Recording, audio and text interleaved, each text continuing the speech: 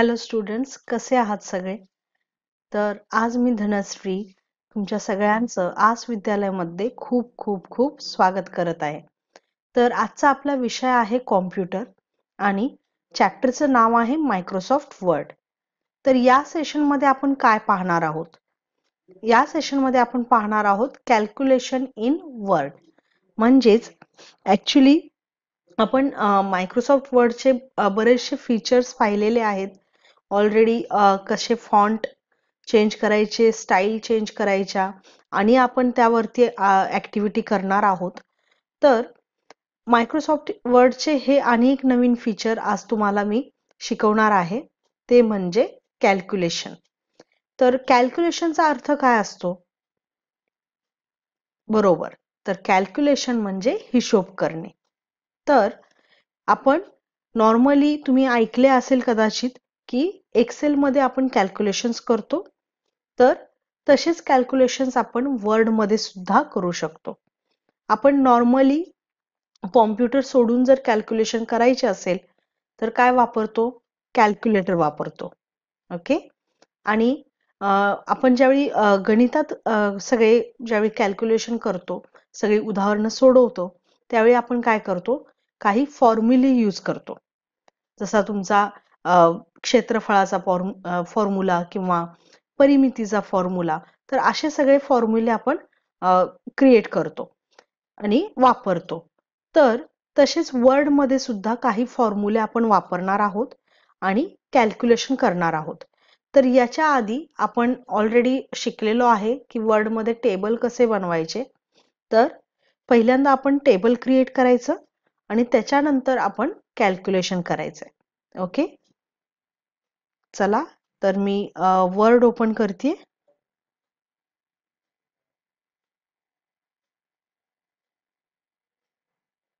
Blank document.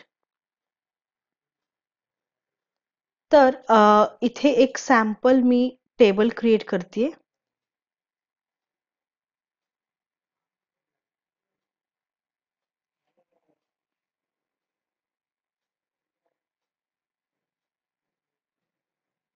Okay.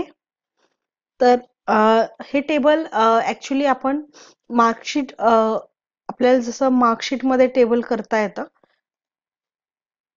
ते table आपण बनवूया आज. जसे की समजा इथे आपण name,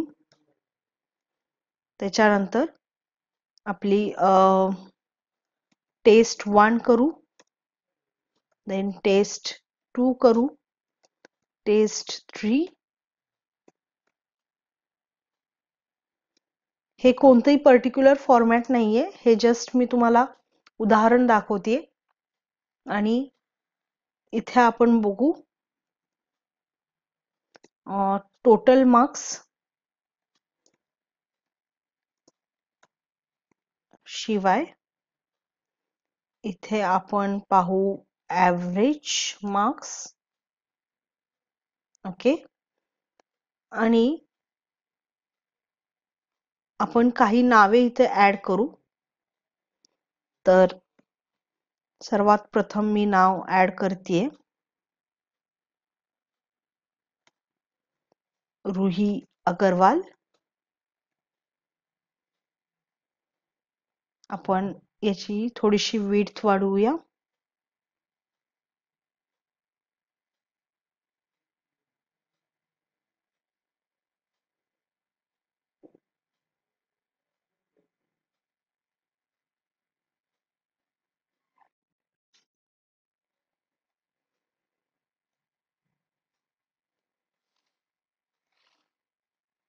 okay.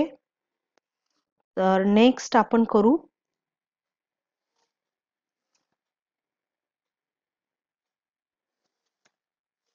Rahul Sethia. Next आपण करू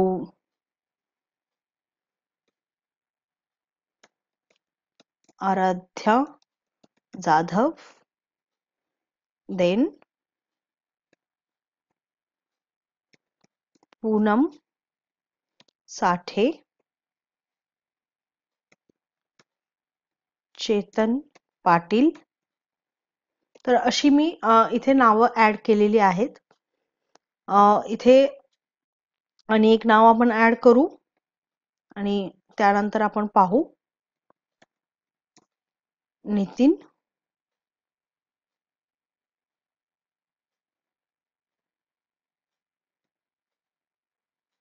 पाटील. ओके. तर टेस्ट 1 या सगळ्या ज्या टेस्ट असतील त्या टोटल 20 मध्ये असतील किंवा 25 मार्काच्या असतील, जशा आपल्या युनिट टेस्ट असतात तशा. तर इथे आपण नेक्स्ट करू.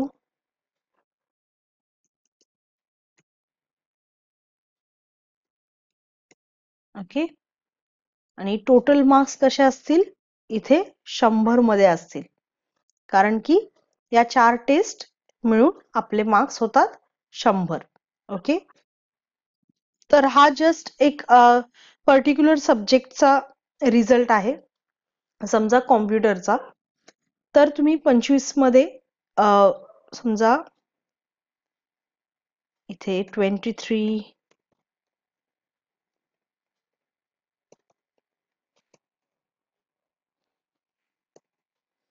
ओके.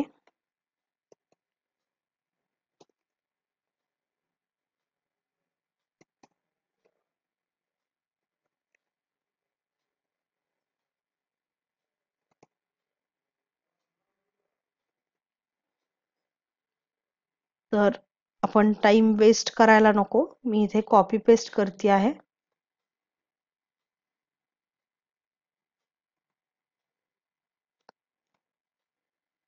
ओके.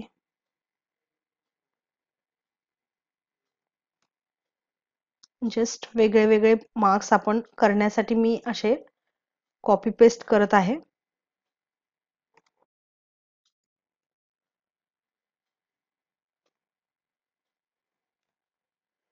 ओके. तर इथे आपण कॅल्क्युलेशन कसं करायचं, टेबलचं फॉर्मॅटिंग आज इथे दाखवत नाहीये मी. तर पहिल्यांदा आपण कॅल्क्युलेशन कसं करायचं ते पाहू. तर कॅल्क्युलेशन करण्यासाठी आपल्याला पहिल्यांदा लेआउट टॅबमध्ये जावे लागेल आणि डेटा ग्रुपमध्ये फॉर्म्युला. तर पहिल्यांदा आपल्याला या सेलमध्ये ऍड करायचे मार्क्स सगळे. सो मी इथे कर्सर ठेवला, गो टू फॉर्म्युला, देन इथे आहे सम लेफ्ट. आता लेफ्ट म्हणजे काय, लेफ्ट म्हणजे लेफ्ट बाजूला जेवढ्या गोष्टी असतील, जसं या ज्या आहेत या काय आहेत, या सेलच्या लेफ्ट साइडला आहेत. त्यामुळं आपल्याला हा फॉर्म्युला सम लेफ्ट वापरावा लागेल. ओके. नेक्स्ट परत आपण इथे तुम्ही इथे पाहू शकता सम अबव आलेला आहे, पण आपल्याला वरचे जे सेल आहेत त्यांची बेरीज नको आहे, आपल्याला टोटल पाहिजे लेफ्ट साइडची. सो इथे परत मी लेफ्ट साइड केलं. ओके. देन इथं पण आपण करू. बाय डिफॉल्ट अबवचा पण ऑप्शन येतो जर तुमच्या सेलवरती आणि सेल जर असतील तर. तर अशा पद्धतीने तुम्ही खूप इझिली इथे ऍड करू शकता तुमच्या व्हॅल्यूज. ओके.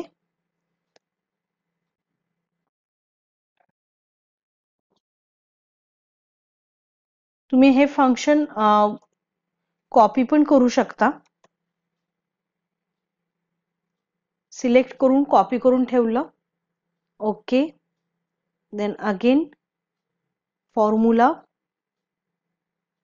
इथे आपल्याला पेस्ट आपण असं करू शकतो. ओके. डन.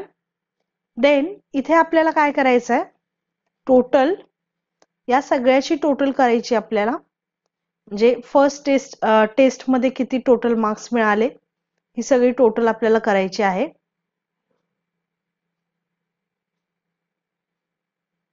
ओके. तर इथे तुम्ही काय फॉर्म्युला वापराल, लेआउट टॅब, फॉर्म्युला, सम अबव. ओके, इथे तुम्ही फॉर्म्युला वापराल सम अबव.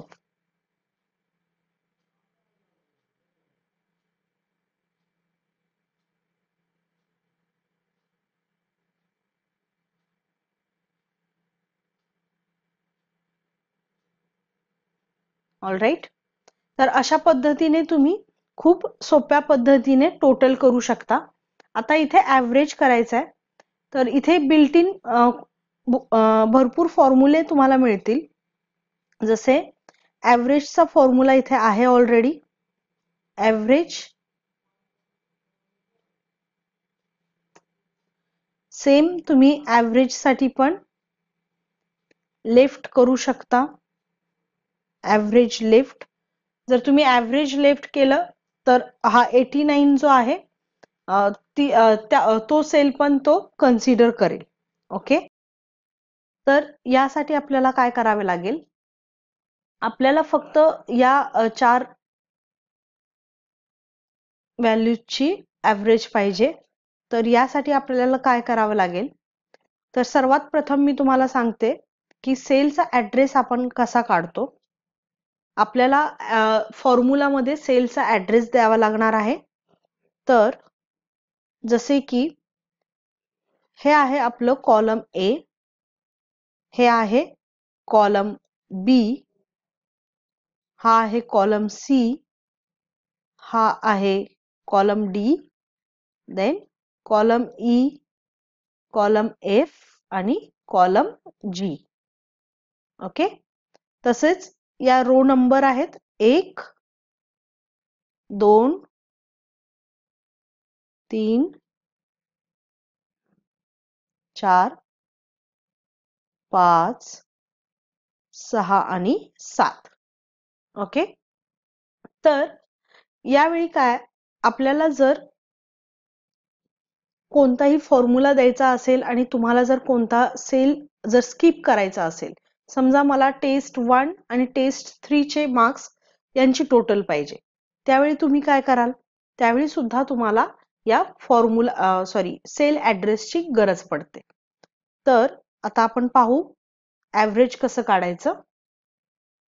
तर ॲव्हरेज मध्ये मी कर्सर ठेवला सेलमध्ये, फॉर्म्युला, हा फॉर्म्युला तर आपल्याला नको आहे, तर ॲव्हरेजचा फॉर्म्युला सिलेक्ट करा.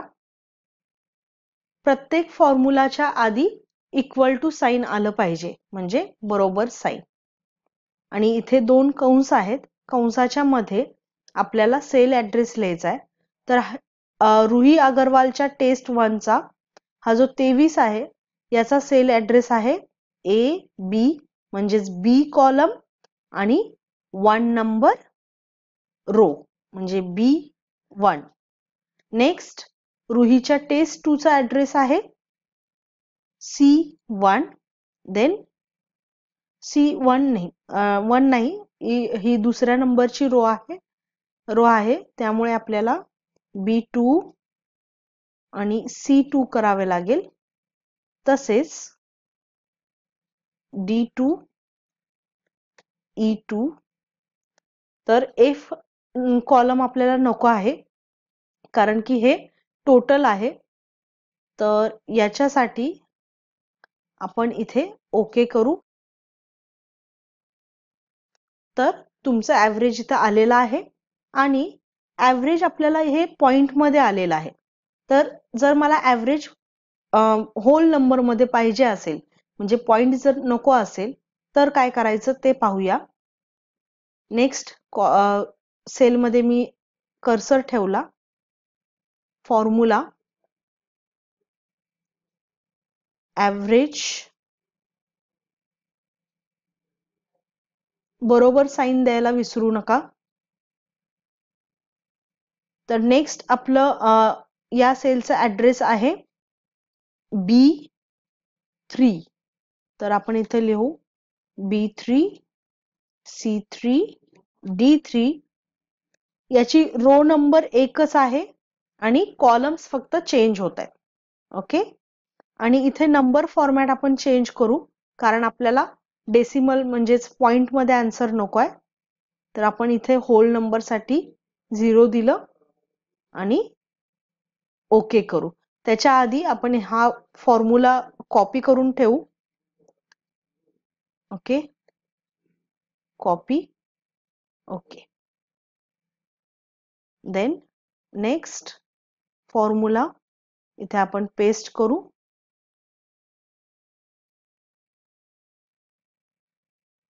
इथे 4 नंबर येईल फक्त, कारण आपला रो नंबर जो आहे तो चेंज झाला आहे.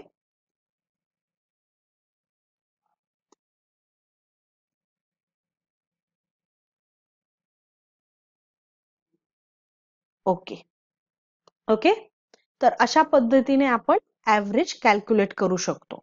तर तुम्ही इथे पाहू शकता ॲव्हरेज आणि सम व्यतिरिक्त सुद्धा इथे बरेच फॉर्म्युले आहेत. ABS म्हणजे ॲब्सोल्यूट व्हॅल्यू काढण्यासाठी, काउंट करण्यासाठी काउंट फॉर्म्युला आहे. ओके, प्रॉडक्ट करू शकता, मायनस करू शकता. तर अशा प्रकारे तुम्ही बरेचसे कॅल्क्युलेशन मायक्रोसॉफ्ट वर्ड मध्ये करू शकता. तर तुम्हाला हे जे बाकीचे जे पेंडिंग कॅल्क्युलेशन आहे हे तुम्हाला कंप्लीट करायचं आहे. तर आज आपण काय शिकलो? आज आपण पाहिलं की मायक्रोसॉफ्ट वर्ड मध्ये कॅल्क्युलेशन कसं करायचं.